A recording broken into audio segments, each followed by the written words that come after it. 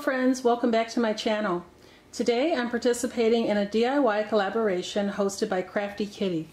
I'll link Crafty Kitty's channel down below in the description box along with a playlist for all of the other participants in this collab. This is the summer DIY collaboration. Crafty Kitty is hosting this DIY collab, requesting that all participants create a summer type DIY project. So I've decided to make something welcoming to my front porch.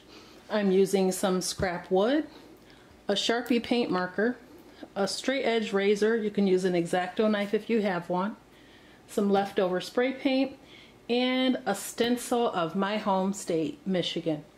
And I hope you all like this project. I hope it turns out as I expect it to.